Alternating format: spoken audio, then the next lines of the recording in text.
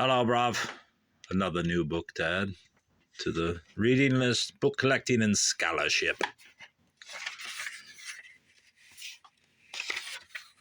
Essays by Theodore C. Blegen, James Ford Bell, Stanley Pargellis, Colton Storm, and Lewis B. Wright, 1954, University of Minnesota Press, obviously Minneapolis. A word from the publisher. On October 30th, 1953, it was the privilege of the University of Minnesota to dedicate the James Ford Bell Room as a part of the University of Minnesota Library. This room in the James Ford Bell collection of rare books relating to the history of discovery and exploration, which it was built to house, were gifts to the university from Mr. Bell.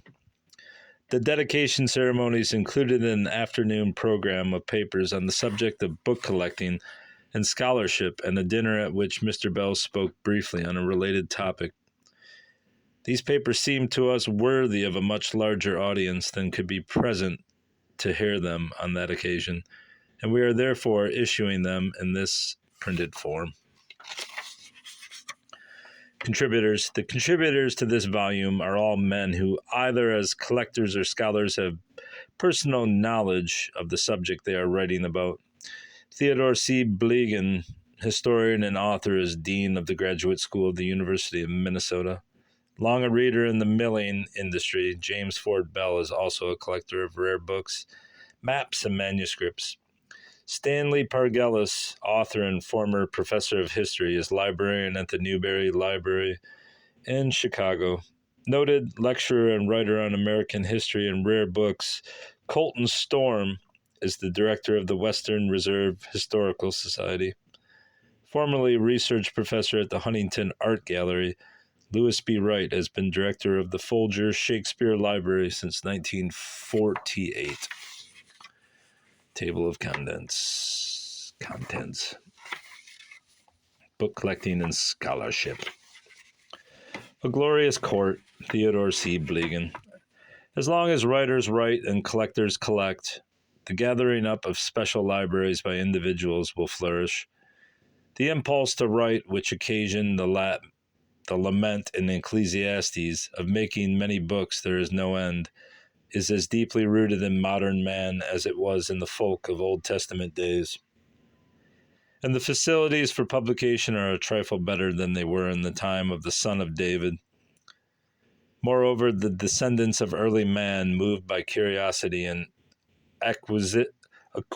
acquisitiveness, have never ceased to collect. Their interests have had a wide range, from scalps to empires, from paintings to fortunes, wines to vases, stamps and old coins to glass, and from silver to manuscripts and books. Without disparaging other forms of collecting, and part on the continuous closing since I don't want to break the spine here, I confess a conviction that the human impulse to collect reaches one of its highest levels in the domain of books.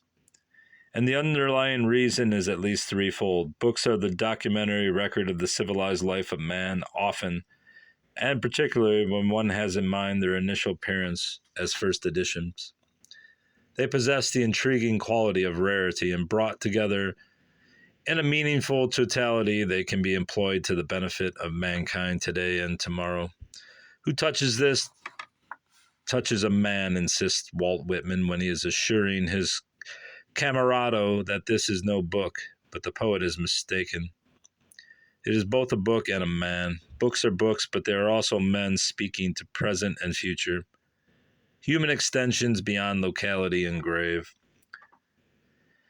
They are records, documents, sources, heritage, literature, creative ideas given life and clothed with form. They are the recorded sum of human wisdom and folly, learning and ignorance, beauty and ugliness, nobility and sordidness, faith and despair.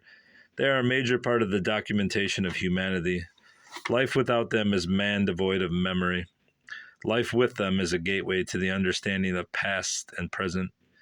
In this context, in an age of book burners who defile the civilization that spawned them, We have need to recall Milton's delineation of two kinds of murder. Who kills a man kills a reasonable creature, God's image, he writes in his Areopagitica, but he who destroys a good book kills reason itself, kills the image of God, as it were, in the eye. The image of God, I suggest, is freedom of belief and voice, and that this is the foundation of the good collector's concern with books. Leagued with it for the expert is a subtle enjoyment of items that are unique or rare, and alongside it, in its better manifestation, is an awareness that books collected with considerable design are not rare jewels to be guarded jealously in permanently locked cases in closed vaults, but legible pages of enlightenment open to use by responsible men and women trying to understand the meanings of human life in the perspective of time. Books thus collected form the kind of glorious court in which Beaumont and Fletcher liked to converse and counsel with old sages and philosophers, and, for variety, with kings and emperors. Without the aid of such courts, the scholar is crippled in his efforts to explore the past and explain the present. The past, at least, is secure, said Daniel Webster in one of his characteristically grandiloquent moments, but he was never more mistaken, for the past is never secure. Constantly, books and other records are coming to light which overturn traditional views of years gone by.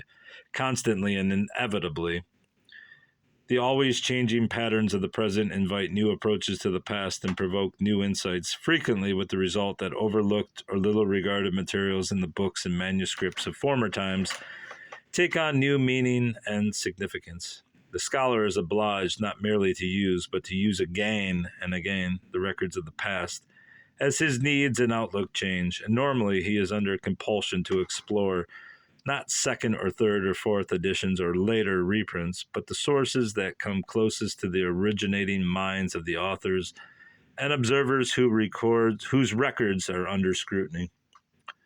Notwithstanding Napoleon, history is not a fable agreed upon. Cicero came closer to its reality when he called it the witness of the times and the torch of the truth.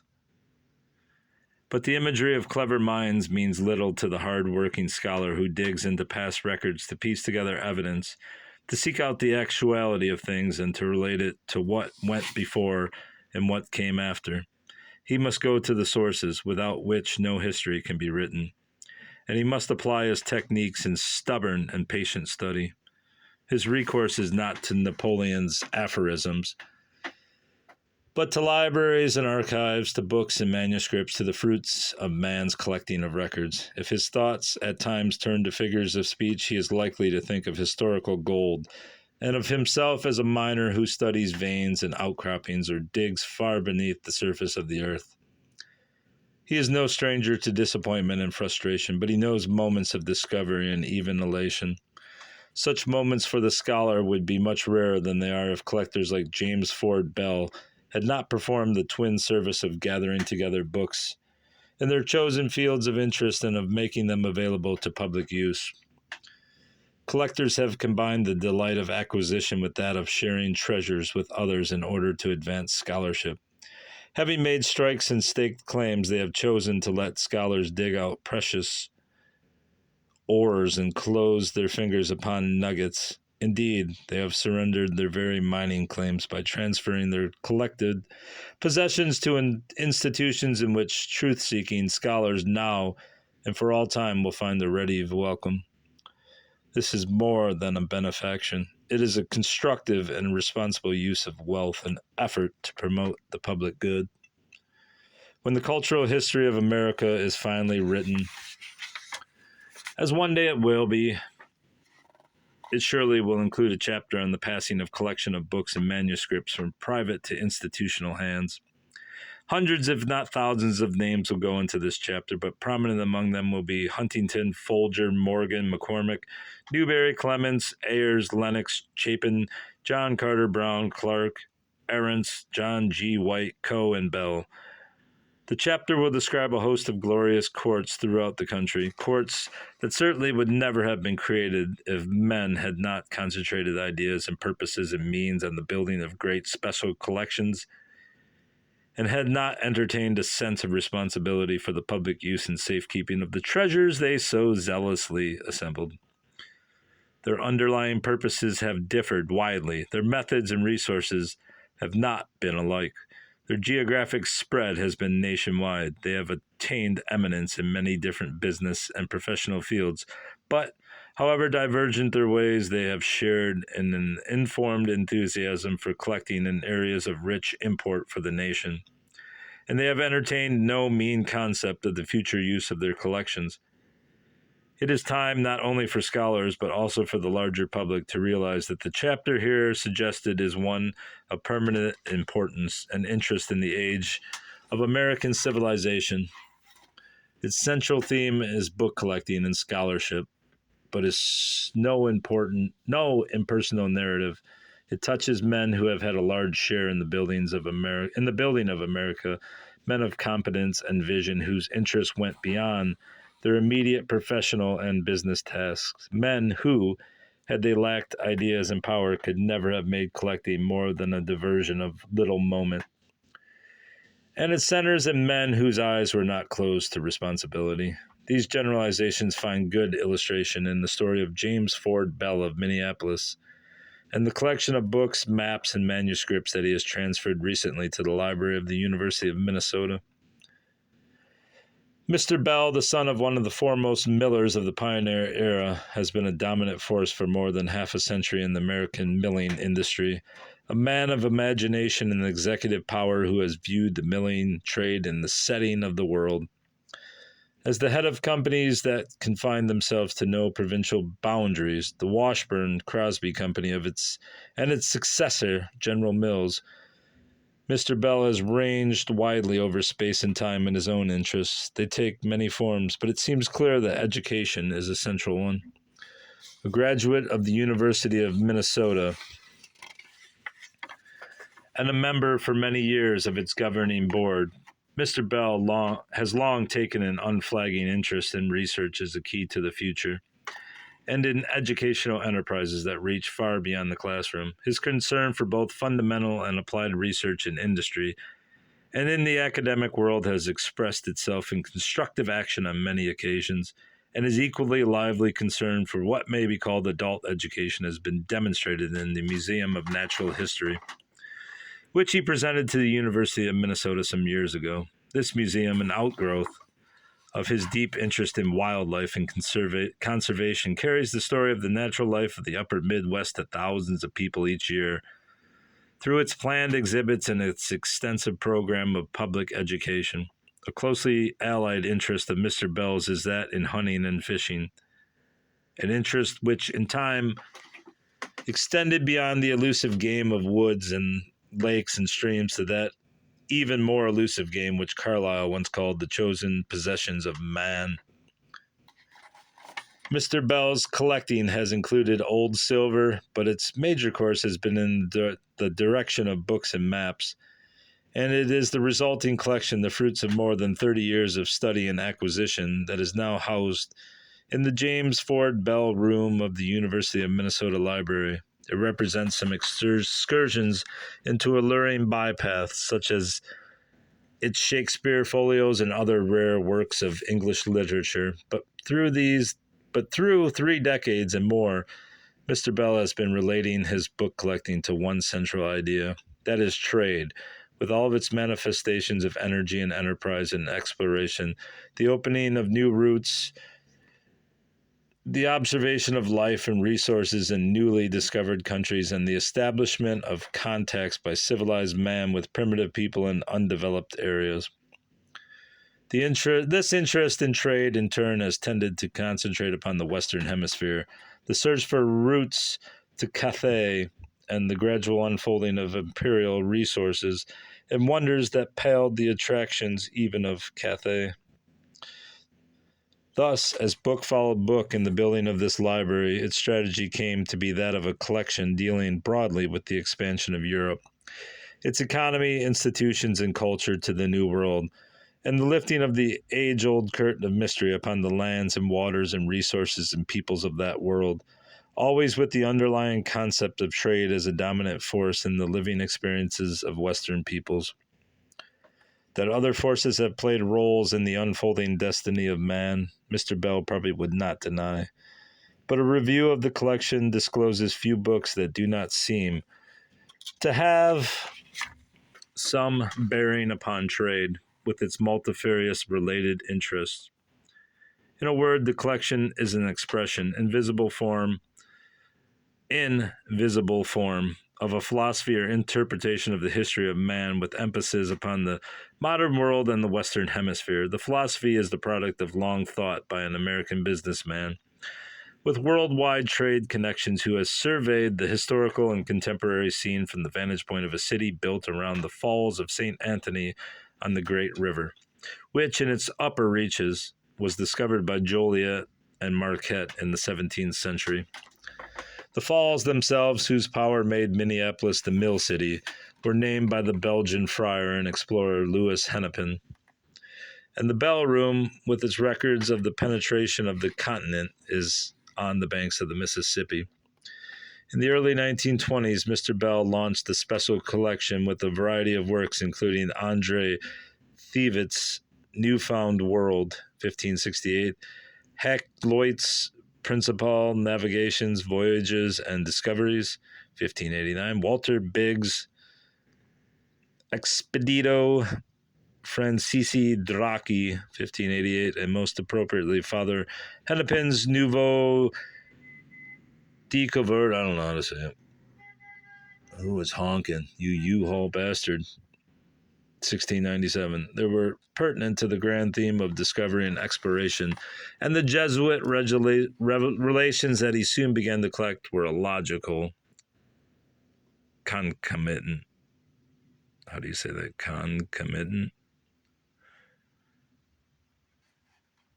It was no less logical that as the collection grew in its holdings in the field of the Western Hemisphere, Mr. Bell should have acquired basic works that throw light upon old world ideas and knowledge that were a significant element of the intellectual backgrounds of European curiosity about the New World.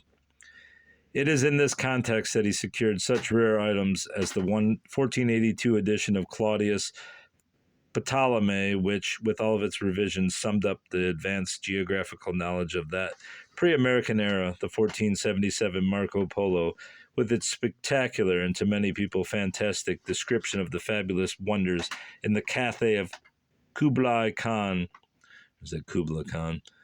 and even the 1484 Itinerarium of Saint Senior, I don't know Sir John Mandeville, I'm not sure what the designation is, for Mandevillian imagery. Imaginary voyages were, after all, a part of the prologue to real voyages. All the works of this genre reflected European conceptions of the world before they were revised and enlarged by navigators who had the daring to sail out into the unknown and whose fingers itched to report their findings. And so Mr. Bell's collecting moved purposely into the great period of expansion, the late 15th and 16th centuries, when speculation surrendered to the recorded facts and narratives no less startling than the reports of Marco Polo. Many explorers shared the concern of the Admiral of the Ocean Sea, who, in his first letter, declared that he wanted to report every single event and discovery of his voyage. The Bell collection, it may be noted, has a perfect copy of the first issue of the first Latin edition, the epistola of this famous letter written aboard the Nina and published in Rome in 1493. The published testimony of Columbus heralds the increasing stream of reports that began to flow in upon the European world through him and many others.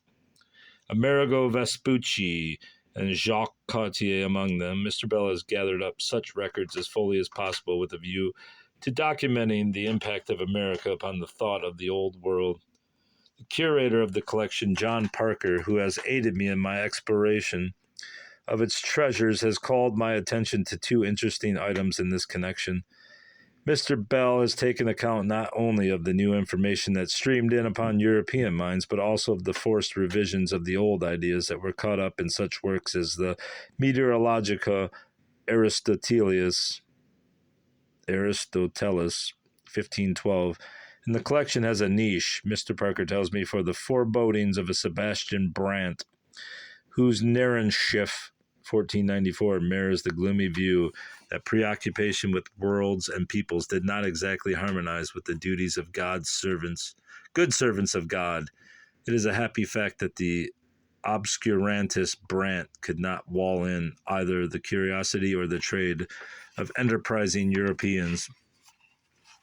Gradually, in the 16th century, the geographies bring into focus the many new discoveries of the time and the emerging theories that clustered about them. Here, Mr. Parker has drawn my special attention to such works as Martin Waldseemüller's influential Cosmography Introductio, 1507, Schoner's Opusculum Geographicum, 1533, Hunter's Rudimenta Cosmographica, 1548, and Appian's Cosmographia, the edition of 1574. These review the widening knowledge of the physical features of the New World in their time, and the maps are of particular interest both for the parts that are substantially correct and also for their attention to interesting but often absurd rumors about areas then curtained by ignorance or inadequate knowledge. The anthology or omnibus is no invention of clever moderns. During the 16th century, as the goodly company of writing explorers increased, Europeans retreated again and again to single-volume or multi-volume collections of narratives, evidence not only of widespread public interest in dramatic stories of new lands and adventures, but also of the traditional enterprise of editors and publishers. The Bell collection has one of the earliest of these works in Francanzano da Monteboldo's Paesi Novamente Retrovati, 1507. And later examples of the kind are Peter Martyr's Libretto, 1511, with its reports of the first three voyages of Christophorus Colonus, Simon Grynis's Novus Orbis, 1532, Ramusio's Del Navigatione et Viaggi, 1556 to 88. And of course, the master voyager, assembler of them all, Richard Hakluyt. Many rare works out of Spain and Portugal have found lodgment in the collection, but some of its most interesting and historically important materials have to do with New France. They begin with such a basic work as Jean Alphonse's Les Voyages, Aventuro, 1559, and the collection has abundant materials as the French regime moves forward into the 17th and 18th centuries, including reports and descriptions by Champlain, Marc Lescarbot, Ducroix, Hennepin, the 1683 edition of the Description de la Louisiane, Leclerc, Tonty, the underestimated but fanciful Baron de la Hontan, Charlevoix, and many others, basic sources for the epic story of the French thrust into the middle of the continent and toward the distant Pacific. But it must be admitted that one of the glories of the collection is its Jesuit relations. The extraordinary series Relations de ce qui s'est passé en la Nouvelle France, brought out annually from 1632 to 1673. Only a single one in this long series is lacking from Mr. Bell's collection, and thus we have a virtually complete set of these contemporary reports from the Western world to the Jesuit order in France. They embody a wealth of information about the new country and its resources, the life and character of the natives of many tribes, the particular and often terrible problems that the devoted and brave missionaries encountered in their attempts to win the Indians to Christianity, and the changing conditions and scenes through 40 years of the 17th century. The Jesuits were a company of educated observers, infinitely curious about every aspect of the strange world they were seeing, and both skillful and conscientious in recording what they saw. Our knowledge of the American hinterlands in the 17th century would be stunted. Indeed, if we did not have these faithful and vivid narratives of the scholarly servants of the Society of Jesus. The narratives, it is true, have been widely known and used, particularly since Reuben Goldthwaite's published his 73-volume edition of the Jesuit Relations, giving both the text and the English translations. But here, in one set, are the originals in the form in which they went out from the Parisian press of Sebastian Cramoisi to a wide and eager reading public in the Old World. The superb collection made by Mr. Bell has been described with bibliographical precision in Jesuit Relations and Other Americana in the library of James F. Bell by Frank K. Walter in Virginia, Donaghy, University of Minnesota Press, 1950. A volume of interest also for its listing of many of Bell's treasures outside the series of Jesuit Relations.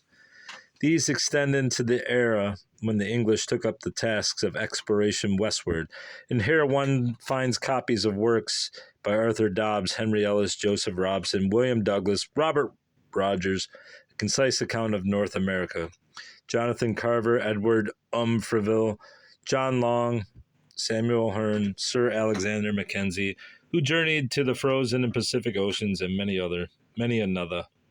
One is not surprised to find that Mr. Bell's interest extended also to the Hudson's Bay Company, and his collection includes manuscripts, maps, and documents pertaining to this great trading venture which took its rise in the days of Charles II and has continued down to our own day. Nor is the Selkirk colony on the Red River of the North, the settlement project the Scottish Earl of Selkirk in the early years of the 19th century, neglected.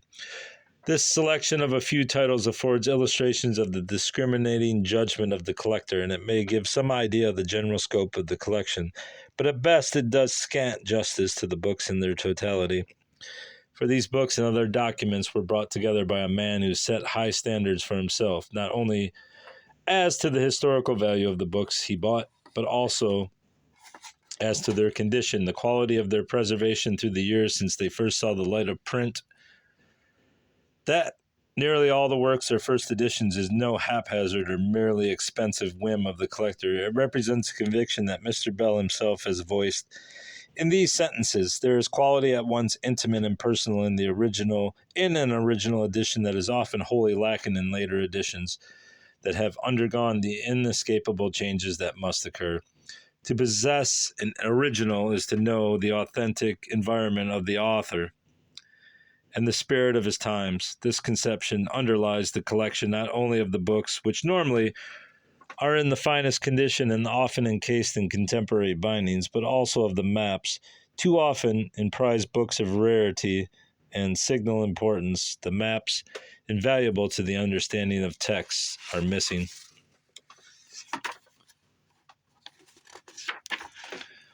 Or in imperfect condition. Mr. Bell marked out exemplary standards for himself, and though through the years he has adhered to them with results that, apparent even to the casual user, are impressive to the expert. Thus, the James Ford Bell collection is, by every standard, one of quality. Transferred to the library of the University of Minnesota, it is made available for the varied researches of scholars interested in probing into fundamental sources for the understanding of the period they embrace, and of the movements and personalities that lend character and order and color to the period. Though accommodated appropriately, I've been reading too long. Though accommodated appropriately as a special collection, it is buttressed by and close at hand to rich collections built up by the University of Minnesota through its many decades of growth. Some of these are in related fields and not a few of the library's holdings are of a rarity and distinction that make them fit companions to the books of the Bell collection.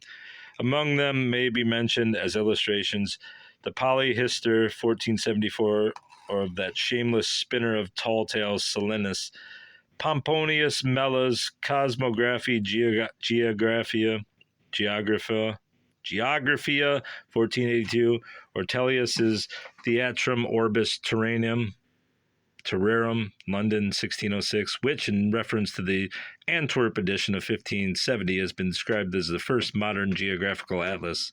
Samuel Purchas's Pilgrims 1625, the Mercator Atlas Civ Cosmographicae, the edition of 1628, Blau's Majestic Legrand Atlas 1667, and the famed L'Isle Carte des Nouvelles discovered au nord de la Mer du Sud.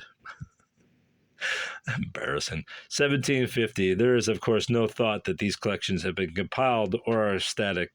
The books assembled by Mr. Bell have enjoyed many important editions since the Walter Donahue catalog was published in 1950, and the University of Minnesota takes a responsible view of its own obligation to supplement and enrich the collections as the years go by.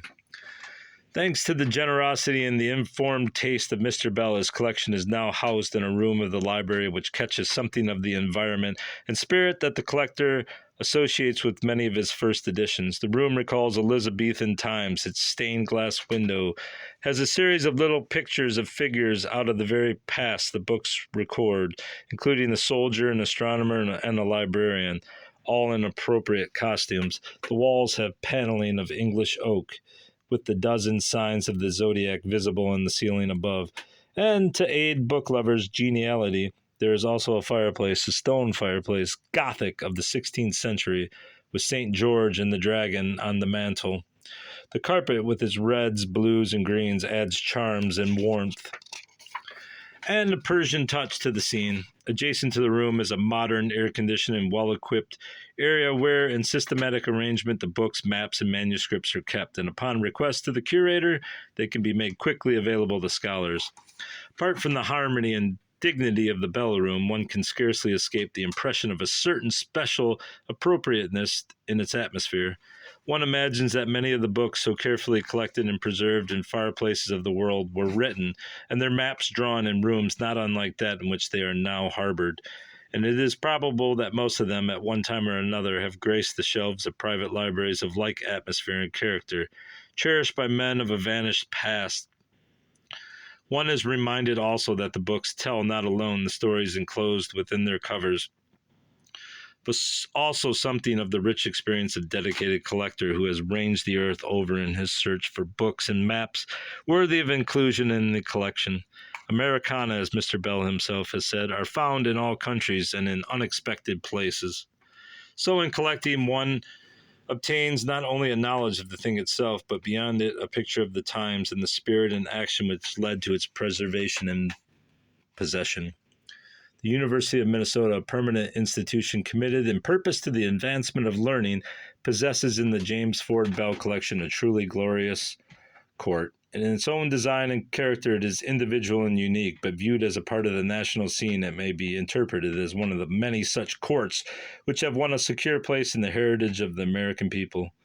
For all time, these courts